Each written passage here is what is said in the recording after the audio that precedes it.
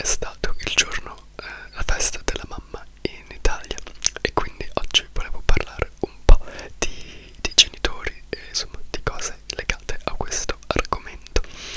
Prima di cominciare, per favore mettete un mi piace e iscrivetevi e anche lasciatemi un commento riguardo al vostro rapporto con vostra mamma e in generale con i vostri genitori. Allora, ho detto che in Italia ieri era la festa della mamma perché penso che quasi in tutto il mondo sia stato ieri, tranne l'Inghilterra. Ovviamente a noi piace essere un po' diversi perché da noi è stato il 30 marzo e ho anche cercato perché dice che è la quarta domenica di Quaresima, quindi per noi è la festa della mamma, cambia tutti gli anni, mentre la festa del papà, che da voi dovrebbe essere il 19 marzo, aprile, da noi ho letto oggi è cioè ho letto adesso è la terza domenica di giugno, quindi quest'anno è il 15 giugno, non so perché ma è così. Quindi da noi è passata. Volevo fare questo video un po' prima però era già passata. Oggi è il 10 di aprile quando sto facendo questo video e appunto parlando della festa della mamma volevo raccontarvi un po' di quello che è successo per questa settimana per me. Cioè sono tornato in Italia dal 2 all'8 aprile, quindi sono appena tornato adesso che sto facendo questo video. E niente, volevo raccontarvi un po' com'è andata, un po' di gossip e poi parliamo, se mi ricordo, se ho tempo, parleremo un po' di come vedo la famiglia. E allora, perché sono tornato? Allora, come saprete, se è da un po' che mi seguite, adesso sto passando un periodo un po' così perché sto studiando coding, che mi piace molto, ma lo sto facendo perché la mia carriera principale da drag queen non sta andando benissimo, quindi ho bisogno di un altro lavoro che spero di trovare nel mondo del coding, anche se non sono ancora, cioè non posso ancora fare domande di lavoro perché sto ancora studiando. E quindi devo dire che dicembre, gennaio, febbraio, marzo sono stati dei mesi molto pesanti perché ho perso proprio cioè per me esibirmi è la mia ragione di vivere e l'ho persa.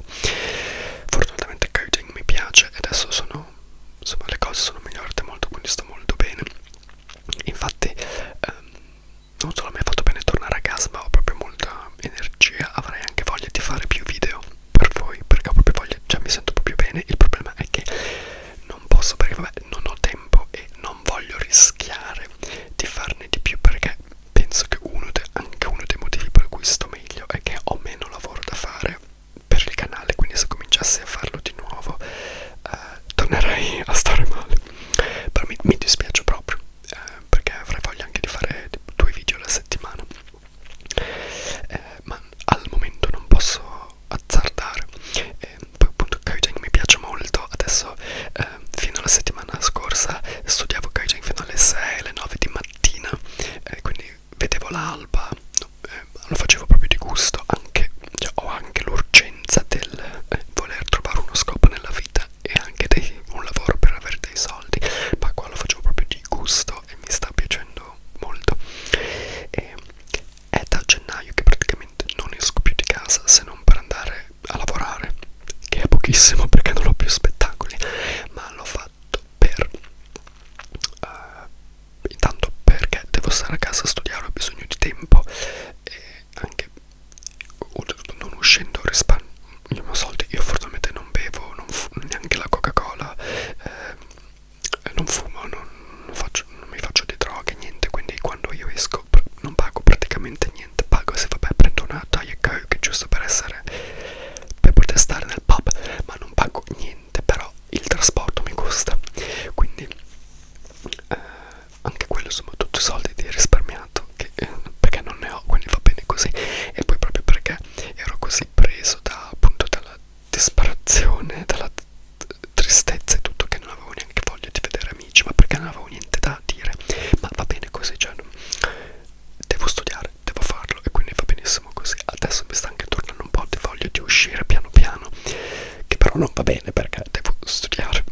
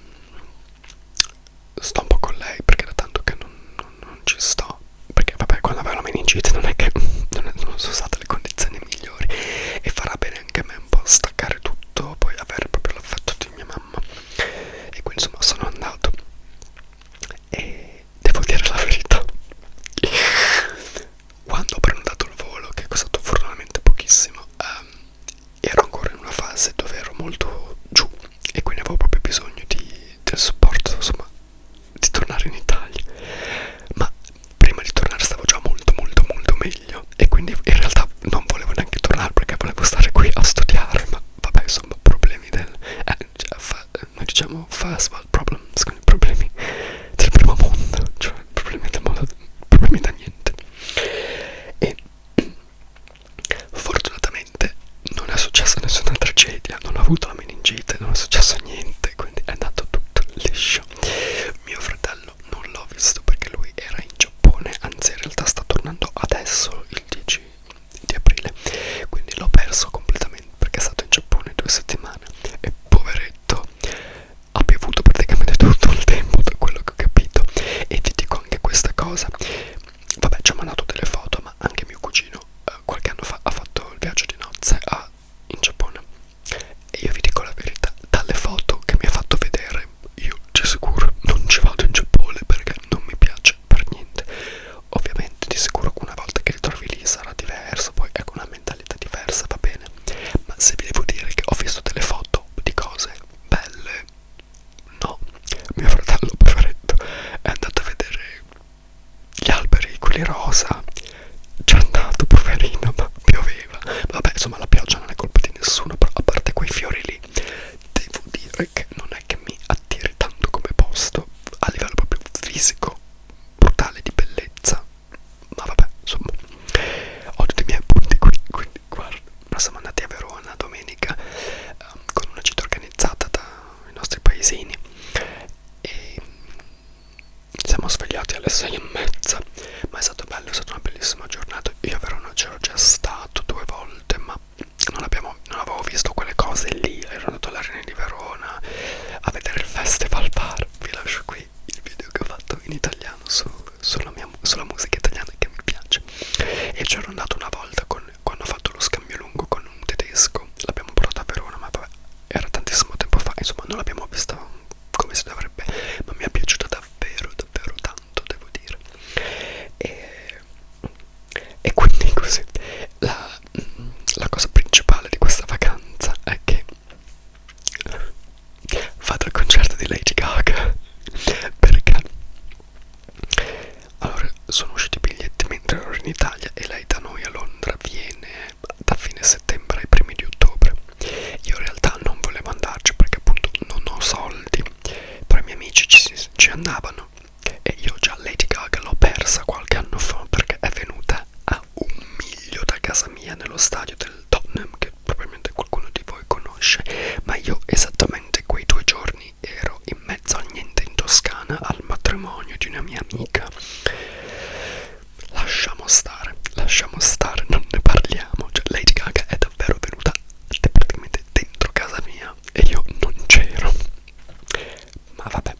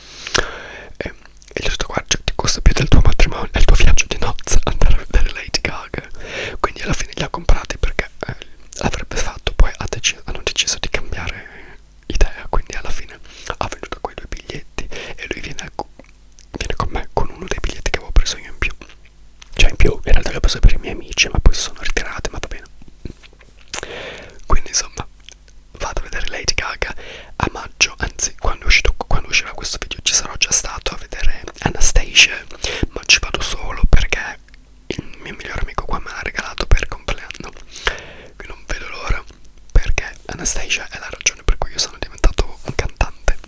Vi farò di sicuro sapere come va. E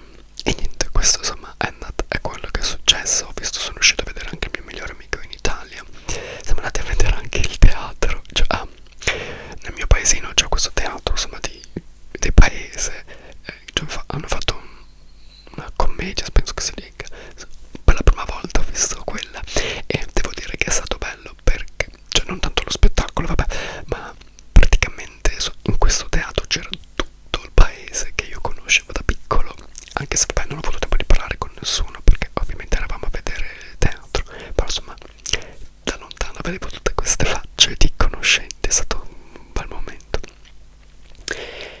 E niente, questo è quello che è successo e volevo approfittare di questo avvenimento, insomma della festa della mamma, per parlare un po' dei genitori in generale. Non, assolutamente non, cioè non lo faccio per fare pietà a nessuno, infatti come vedrete non è che parlerò da triste, però insomma come ho già menzionato molte volte mio papà è andato via quando avevo 10 anni, ma va bene così, insomma non c'è bisogno di farne un dramma. Però beh, ovviamente parleremo un po' di alcune cose rispetto a quello, però vorrei principalmente soffermarmi almeno per adesso sulla mamma, per la festa della mamma, e vorrei soffermarmi su una osservazione che ho fatto qualche tempo fa. Cioè io ho studiato recitazione di cinema e tv, non ci ho mai fatto niente, va bene, però insomma quando guardo i film ovviamente analizzo tutto e farò un video su come vengono fatti i film a livello tecnico. E qualche tempo fa ho scoperto questo, cioè quando giudichi la recitazione di un attore capisci che, almeno la spiegazione che mi sono dato io, capisci che un attore è bravo quando non hai niente di cui lamentarti. Cioè se quando guardi un attore non bravo dici mamma mia ha esagerato a fare quella reazione è finta, non ci ho creduto, non ho creduto in come ha detto quello che ha detto, o insomma cose così. Praticamente è come se tu guardassi appunto un test e facessi prendessi degli appunti di miglioramento. Se invece non hai, guardi il film e non hai nessun appunto, nessuna nota, vuol dire che l'attore è stato bravo, perché vuol dire che hai creduto a tutto quello che ha fatto. Non vuol dire che non devi fare cioè se devi piangere, strillare, strappare i capelli, fallo, però in modo credibile e in modo consono. E quindi sì, insomma stavo guardando non so bene cosa, ho capito sì che quell'attore lì, cioè non avevo nessuna critica da fare, e ho riportato questa osservazione anche per quanto riguarda essere genitori. Io, come ho già detto in altri video, anche quello che ho fatto su Adolescence 2 settimane fa, che vi lascio qui, io non sopporto i bambini, non vorrò mai essere genitore, ammiro tantissimo quelli che lo fanno bene, ma purtroppo sono convinto che ci siano pochissime persone che sono davvero portate a fare il genitore. Ovviamente si fa perché soprattutto in passato si doveva fare, adesso ho un po' meno pietà verso i genitori, cioè io sono molto contro i genitori, nonostante sia un lavoro ovviamente difficilissimo, ma dovrebbero accorgersene un po' prima di quello che fanno. Ripeto, in passato non c'era via di fuga, cioè ovviamente ti sposavi, avevi figli e amen, che ti piacesse o no. Adesso le cose sono un po' diverse, quindi bisogna stare molto attenti a decidere di avere un figlio, secondo me, perché poi viviamo nel mondo in cui viviamo, perché abbiamo dei figli che nascono da famiglie che non vogliono avere figli o che li vogliono avere ma che non sono in grado di essere dei buoni genitori, e poi ci troviamo nel mondo che abbiamo. Ma vabbè, però allora io devo dire questo adesso, cioè io sono sempre stato molto fortunato perché io ho avuto una mamma d'oro, e lo dico davvero di cuore, ma cioè non per vantarmi, anche perché insomma è stato proprio una botta di culo, e il tutto merito ovviamente va a lei, ma io davvero io e mio fratello siamo davvero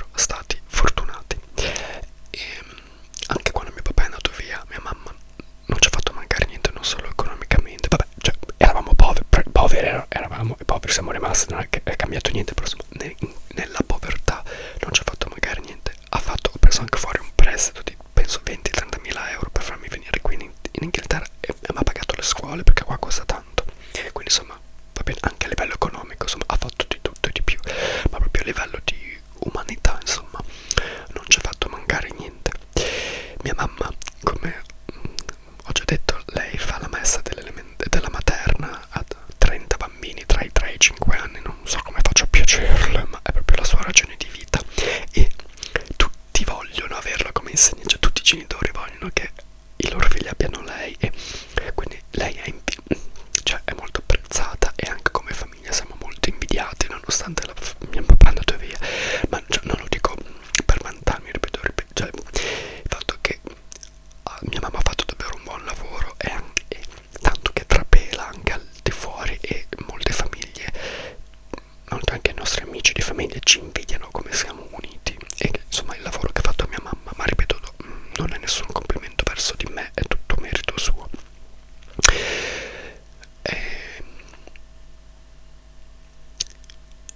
E quindi io, una volta mia mamma mi ha chiesto, ma cioè, non so bene come sto fuori il discorso, ma mi ha chiesto: ma voi mentre eravate piccoli, cioè mentre stavate crescendo, vi rendevate conto della mamma che avevate? E in questo non ci vedo nessuna presunzione, cioè lei ovviamente cioè, sa di non essere stata magari perfetta, forse ma sa di aver fatto un buon lavoro, e io le ho dovuto dire di no, nel senso che io non è che mi rendevo conto di avere una mamma migliore di altre, ma perché per me era normale, cioè io ero nato in quella situazione lì, e quindi per me era normale che mia mamma facesse certe cose, e questa cosa un po' mi è dispiaciuta, nel senso che non gli ho dato, cioè non ho sentito di doverle dare il credito che si meritava, anche sapendo appunto quello che c'è in giro. Adesso dico mamma perché ho solo la mamma, ma vale anche per il papà.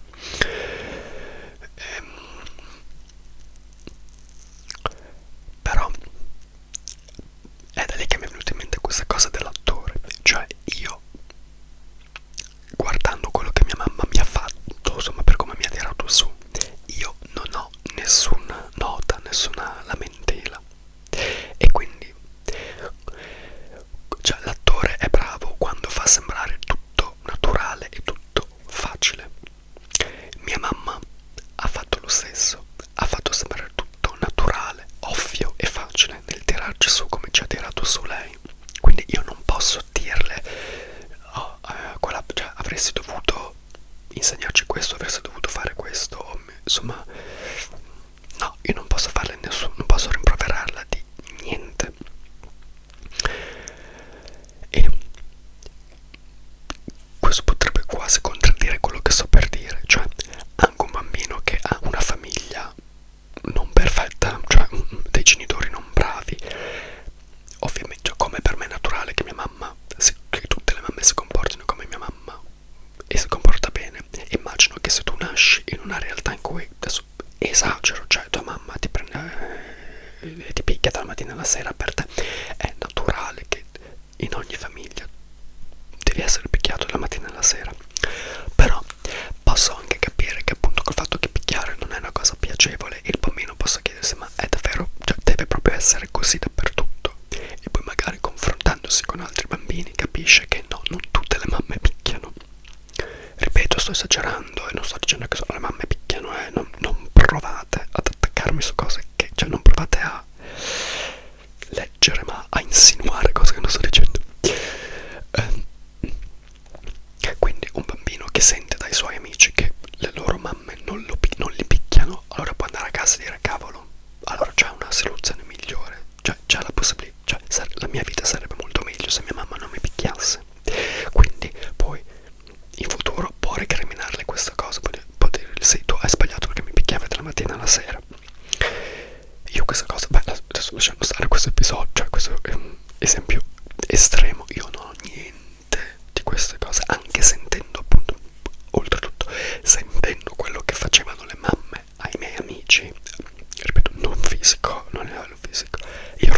ero contento, cioè mi tenevo proprio la mia, ero contento di tenermi la mia. E quindi sì, il motivo per cui uno dei motivi per cui non voglio fare il genitore, che appunto deve essere il lavoro peggiore, ma peggiore a livello di quello che ti richiede, anche per vuole, cioè di cuore fare il genitore, di sicuro deve essere un lavoro difficile. Che poi a uno piaccia farlo è un altro discorso, che purtroppo questo è il motivo. A non tutti i genitori piace fare, a molti dei genitori che conosco non piace fare il genitore e si sono trovati fregati e incastrati, diciamo. E quello mi dispiace molto, perché con quanto non sopporto i bambini, a me dispiace per loro. Quando mia mamma mi racconta certe situazioni dei suoi bambini e delle situazioni familiari che hanno a casa, a me dispiace per questi poveri bambini, perché non hanno chiesto di essere nati in queste situazioni, e sono questi bambini che soffrono e poi diventeranno gli adulti che diventeranno. Ma anche se diventano degli adulti d'oro, nonostante le difficoltà, comunque hanno passato un'infanzia di sofferenza che non si meritano, perché non hanno neanche avuto tempo di fare qualcosa per cui vale la pena essere puniti, se proprio vogliamo dirla. Ecco, mia mamma ad esempio non ci ha mai puniti, lei non crede nelle punizioni e non so come abbia fatto, perché deve essere molto difficile. Cioè lei praticamente, lei voleva che noi capissimo il perché fare qualcosa di sbagliato è sbagliato, ma a livello umano. Cioè, per esempio, cioè, ripeto, esagerando, cioè, perché rubare, cioè se noi, cioè, non ho mai rubato niente, ma per dire, se io rubavo qualcosa, lei voleva insegnarmi il perché umano, e cioè rubare è sbagliato. Lei non voleva che io pensasse che rubare è sbagliato solo perché poi vado in punizione, quindi se voglio evitare la punizione non devo rubare, ma lei voleva che io capisse che a livello di essere umano non va bene, per la sofferenza che crea ad altri e tutte queste cose qui. E deve essere molto pesante cercare di ragionare con dei bambini su queste cose, quando potresti semplicemente, sì, appunto, dargli una sberla o metterlo in punizione. Oltretutto mia mamma, poveretta, viene da dei genitori, soprattutto, cioè mio nonno, cioè, è un mostro, non so bene come, anche quando ne parlo con i miei amici di infanzia non so bene come descriverlo, cioè lui non si è evoluto, è ancora tra la scimmia e l'uomo. Mia nonna è molto bigotta, quindi anche quello ha avuto delle ripercussioni parecchie psicologiche, parecchie pesanti. Quindi insomma mia mamma non ha mai avuto neanche un buon esempio, quindi basandosi su quello che ha ricevuto lei avrebbe dovuto picchiarci dalla mattina alla sera e trattarci di merda, però non l'ha mai fatto, e quindi di questo le do proprio atto. E sono, ripeto, mi sento fortunatissimo, anche se è una fortuna che sto imparando a sentire, cioè col fatto che appunto per me è naturale avere una mamma così, nonostante io sappia che c'è molto di peggio fuori. Faccio ancora fatica a pensare che sono stato fortunato, cioè che sarebbe potuto andare peggio, cioè per me è ovvio che vada così. Non so se mi riesco a spiegare bene, però sì, insomma, anche devo dire questa cosa, ne parlo molto con mia mamma. Adesso noi veniamo da un paesino in mezzo al niente. Anche adesso nel 2025 lei è amica con le mamme dei miei compagni di scuola e anche quelle di mio fratello, che è 5 anni più piccolo. I disastri che vengono creati adesso in queste famiglie, da tipo gente della mia età o quelle del mio fratello, dei casini che fanno loro nelle loro famiglie e con i loro genitori, sono atroci per questi poveri bimbi che poi nasceranno. Ma devo dire che con gli anni ho scoperto che sono realtà che succedono principalmente nei paesini. Cioè io quando andavo a Bologna alle superiori in città e avevo dei miei amici che venivano da Bologna, io tutte queste tragedie di famiglie non le non le ho mai sentite, magari non me le dicevano, oppure diciamo la tragedia principale era che i tuoi genitori erano separati, che ormai non è neanche più una tragedia adesso, ma non è tanto quello, è il fatto di come queste cose succedevano, oppure tutti questi intrighi di figli delinquenti di qua di là di su di giù, erano pratiche. Io le vedo solo nei nostri paesini, ma perché penso che insomma vivere in quei paesini come il mio proprio ti addormenta l'anima, il cervello, cioè proprio ti assopisce, quindi ti accontenti di queste cose. E adesso quindi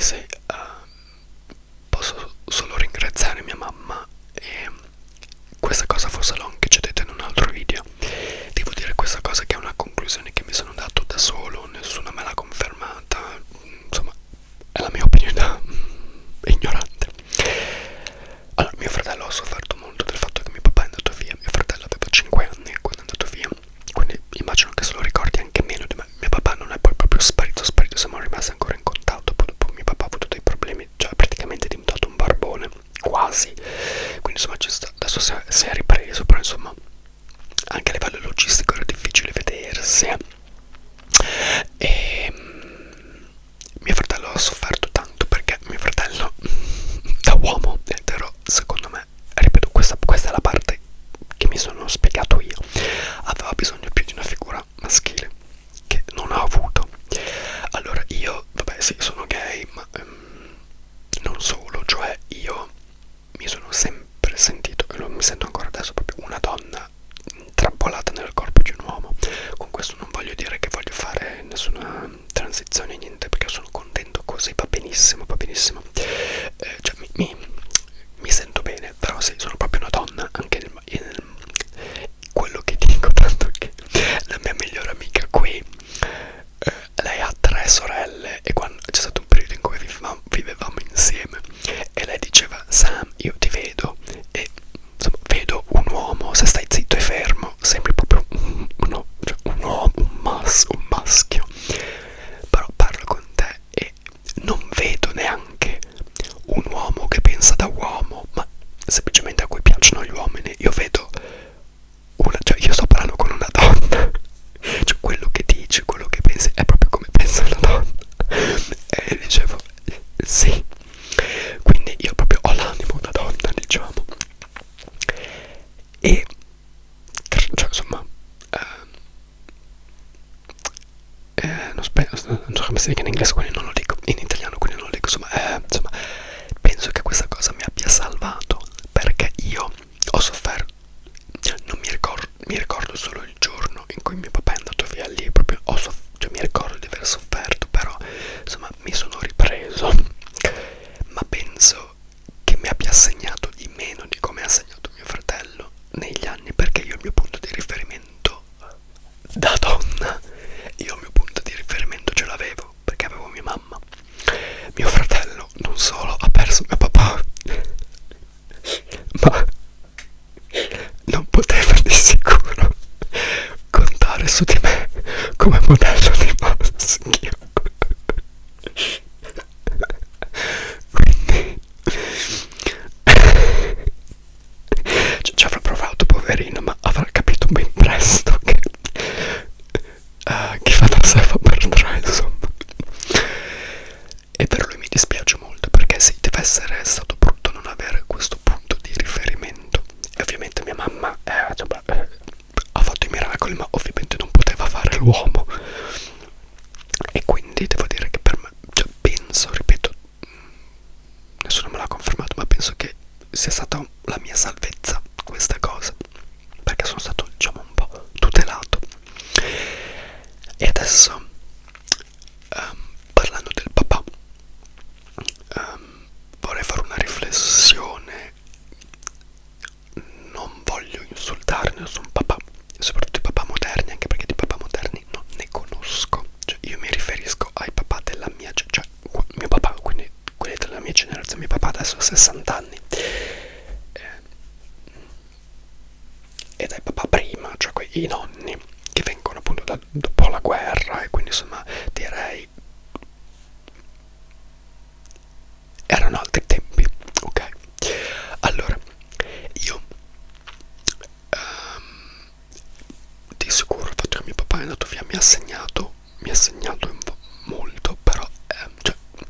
io non posso dirvi che adesso, oggi mi comporto così perché deriva dal fatto che mio papà se n'è andato. Io sono andato dalla psicologa da quando avevo 11 ai 16 anni e non abbiamo mai, io praticamente parlavo e basta, non c'era mai un confronto tecnico, psicologico, ma era quello di cui avevo bisogno al momento, e va bene, e non sono nato per colpa di mio papà. Però sì, insomma, quindi non ho mai affrontato, mi piacerebbe fare terapia, ma non me lo posso permettere. Però di sicuro ci sono dei tratti del mio carattere che magari sono così perché anche inconsciamente si riferiscono a come papà è andato via e tutto, però io non me lo posso dire, cioè non mi posso dire sì, faccio questo perché so, o mi è stato detto che deriva da mio papà. Penso un po' di avere la sindrome dell'abbandono, cioè, ma neanche insomma, no, non è proprio abbandono, direi, però ho voglia che la gente mi dimostri a fatti che ci tiene, non con regali, però ci deve essere. Magari quello deriva dal mio papà, ma ripeto, non posso dirvi con certezza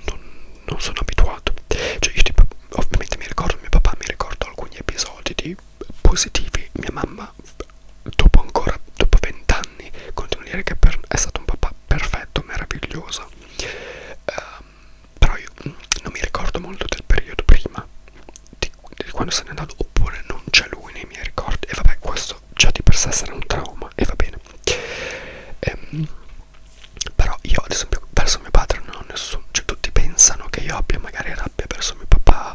o cose così. Assolutamente no. Allora noi non sappiamo perché mio papà se n'è andato.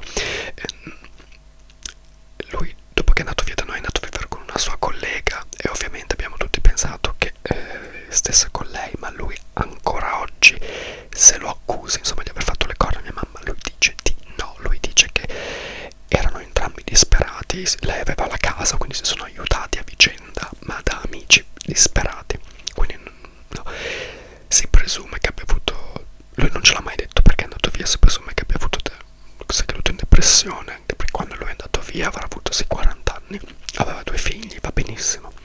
e io non gliene faccio una colpa. Io uno dei motivi per cui non voglio una famiglia è che penso che mi hanno, cioè, cioè non so, non che penso, cioè sono sicuro che non neanche tanto mi annoierei, ma sarei portato allo stremo, quindi io non gliene faccio una colpa dell'essersi andato. Avrebbe potuto farlo magari in maniera più delicata, ma anche lì dopo ha perso, per fare vicissitudini anche ha perso il lavoro, quindi anche venendoci era difficile per lui venirci a trovarci. Mia mamma addirittura ci portava a casa sua purché lui ci vedesse, perché mia mamma è sempre stata, cioè lei non ci ha mai usato come pedina di scambio per mio papà, ha sempre voluto che avessimo un rapporto con mio papà e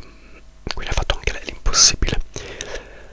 Però sì, insomma, magari ecco sì, se avesse avuto delle circostanze migliori, quindi se avesse avuto un lavoro pieno, una macchina, perché poi ha perso anche la macchina, e magari ci avrebbe avuto, sarebbe stato un papà divorziato normale, ecco, diciamo, dove saremmo potuti andarlo a trovare, saremmo ancora in contatto. Adesso lo siamo, ci provo lui ogni tanto, ma io non sento niente, io non sono arrabbiato, io sento completa indifferenza, perché per me lui non è niente, ma ripeto, non in modo cattivo, cioè non è che dico che è una nullità, perché dire che è una nullità è negativo, cioè per me è uno sconosciuto. Mi fa stare molto male il pensiero che sia quasi diventato un barbone, e c'è stato un periodo in cui ha vissuto in mezzo a sul cucuzzolo di una montagna per andare alla prima, il fatto che senza macchina, oltretutto per la prima fermata dell'autobus era tipo 5 km a piedi in questa montagna. Adesso fortunatamente da quello che sappiamo non è più in questa situazione, ma a me mi fa, anche adesso mi fa stare male da essere umano, non perché mio padre, deve essere bruttissimo ritrovarsi in questa situazione da essere umano. E lui secondo me, cioè se io e mio fratello cercassimo di riprendere un rapporto, a lui piacerebbe, perché comunque ci manda sempre il messaggio per gli auguri di qua e di là, ma non fa di più, ma perché ha capito che non siamo interessati. E a me strazza proprio il cuore il pensare che un genitore, cioè i suoi figli non vogliono stare con lui. A me dà molto fastidio quando mio papà mi scrive, ma non perché, ripeto, non perché lo odio, ma perché non so cosa dire. Cioè io, quando lui mi dice ti voglio bene, io non posso dirglielo perché non è vero. E c'è stato un periodo che proprio mi dispiaceva proprio, perché se lui mi scriveva anche per tipo gli auguri, per farmi gli auguri, o anche insomma ogni tanto mi chiedeva come sto, io gli rispondevo e lui mi ringraziava per avergli risposto, e questa cosa proprio mi distruggeva, perché deve essere bruttissimo da genitore trovarti in una situazione in cui non sai neanche se tuo figlio ti risponderà e quindi sei eternamente grato del fatto che lo fa, tanto da ringraziarlo proprio a parole. Deve essere brutto, cioè se ci penso mi viene da piangere, ma ripeto, da essere umano, non perché è mio papà, ma non smetterò di ripetere, ripeto, cioè, lo faccio cioè, senza malizia, senza cattiveria, lo faccio di cuore. Sono indifferente ma in modo positivo, non so se mi riesco a spiegare bene. Però sì, non deve essere bello. L'ho visto qualche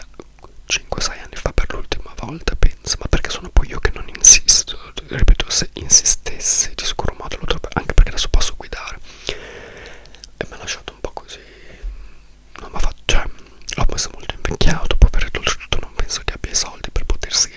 tenere dietro, quindi insomma non è stata una bella cosa. Però io ad esempio non ho nessun conto in sospeso con lui, non ho niente da dirgli,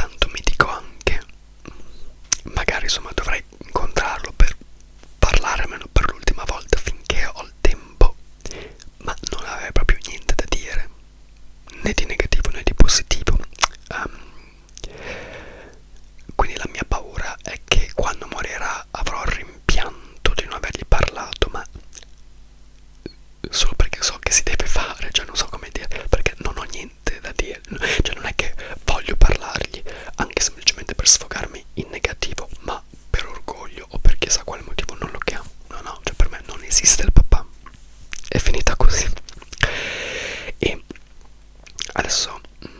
andiamo al punto che potrebbe offendere qualche papà, ma ripeto, cercate di capire quello che sto dicendo basandovi sulla mia storia. Allora, io devo essere assolutamente onesto. Nel nostro circo di amici di famiglia, quindi i miei amici che sono cresciuti con me, quindi i loro genitori, quelli di mio fratello o anche i nostri miei zii, zie, io non conosco nessuna famiglia in cui il papà abbia avuto un ruolo appunto. Cioè, nelle famiglie che conosco io, il papà se va a lavorare, porta a casa i soldi, non picchia, cioè non fa le cose di 100 anni fa, però non porta nessun valore aggiunto, ecco, diciamo a livello umano. I figli non vogliono stare con lui, non portano, oppure anche se vogliono stare con lui, insomma, non educano, dicono solo, fanno solo i bamboccioni,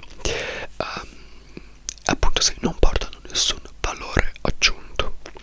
E vedo pochissimo attaccamento di questi figli ai loro papà.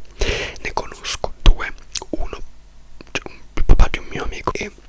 conosco uno che è il papà di una mia amica del liceo, ma perché lei non è nei nostri giri di sono una famiglia un po' più evoluta, un po' più di città,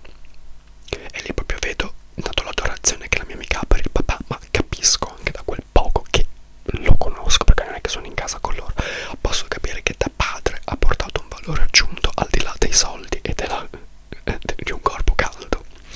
Però sì, io non posso dire che nella mia esperienza personale abbia conosciuto dei padri validi e che mi fanno dire: ah, adesso è questo che fa il papà. E ve lo ripeto a malincuore, tutti i papà che io conosco sono della zavorra in realtà, perché appunto, a parte portare soldi, creano problemi in famiglia, cioè dispiacere, cioè, non è che magari creano problemi attivamente, però magari discorrono, cioè non vanno d'accordo con la moglie, e poi dopo anche con i figli non fanno niente, a parte proprio, cioè, badarli come una badante, cioè come una babysitter.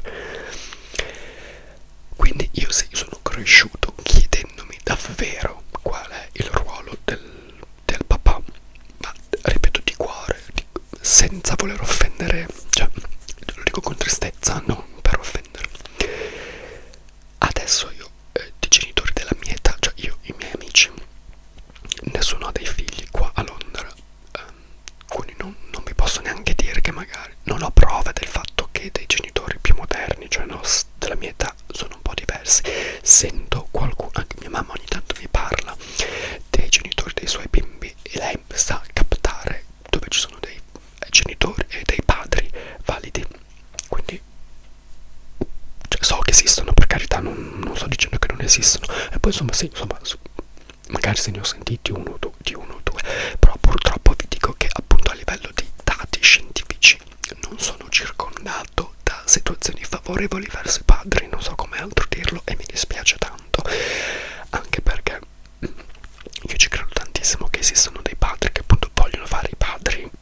non solo di gusto, ma cioè, vogliono essere validi, e ovviamente è sempre, cioè, i padri sono i primi a perdere i figli nel divorzio, di qua di là, di su di giù, e deve essere bruttissimo sapere di non avere praticamente nessuna tutela quando insomma lo vuoi fare di cuore. E non sto per assolutamente dicendo che sempre le madri hanno sempre ragione, sono sempre perfette, assolutamente, però devo dire che appunto nella realtà in cui sono cresciuto io, la mamma, brava o cattiva, almeno era quella che dava un'impronta alla famiglia, il padre era lì perché doveva esserci, insomma.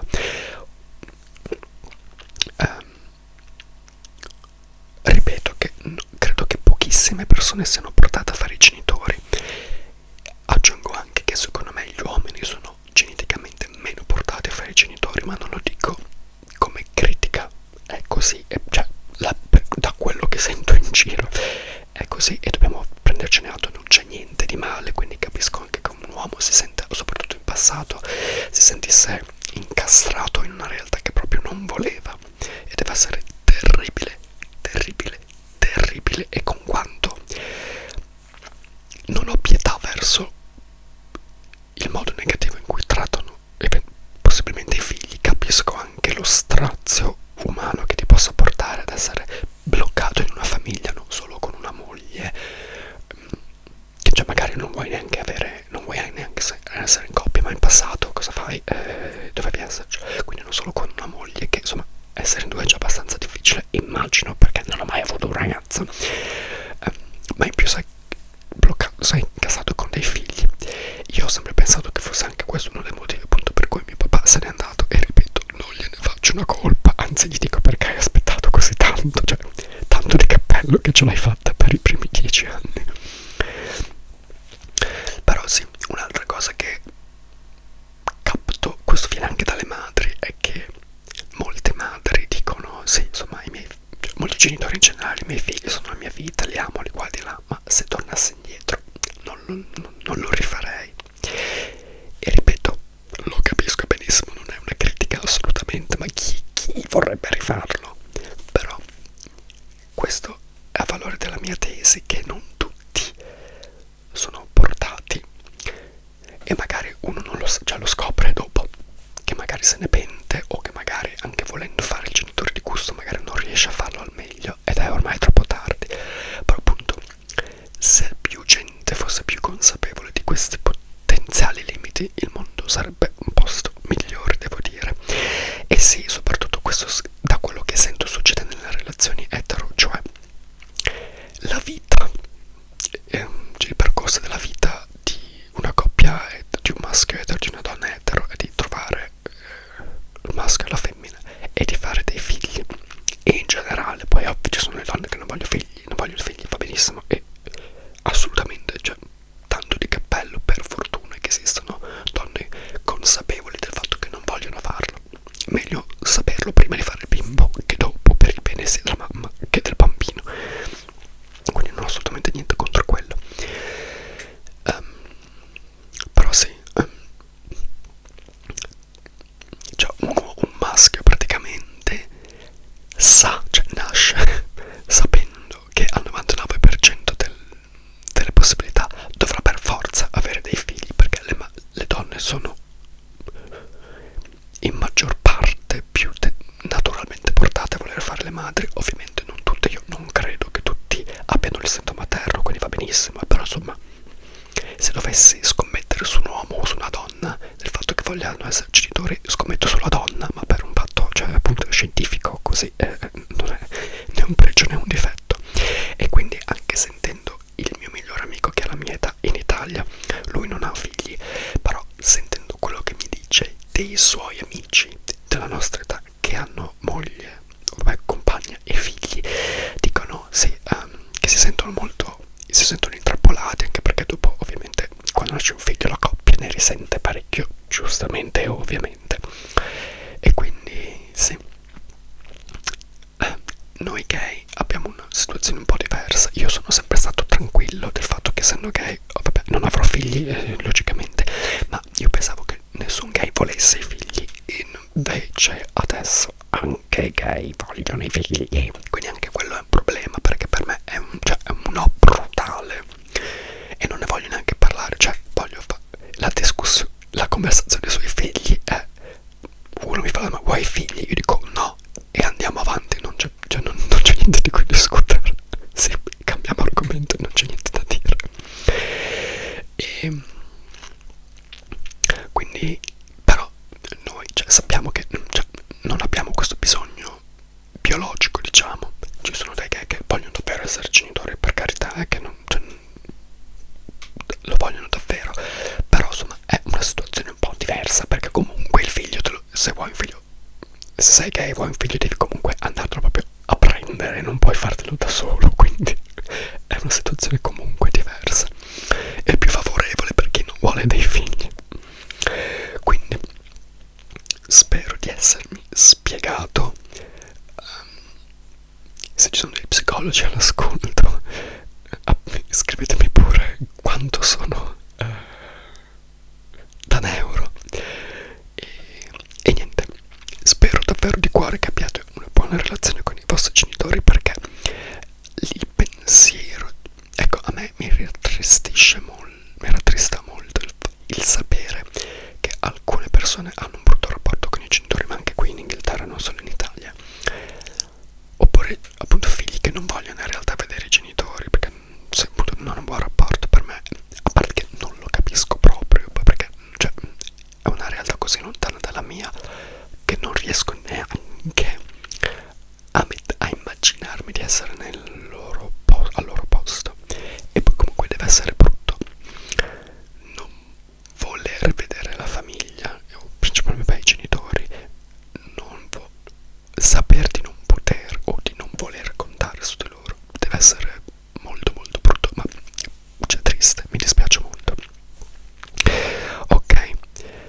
quest'altra ora. Doveva essere un altro video corto, ma ci abbiamo messo un'altra ora. Vi saluto e fatemi sapere appunto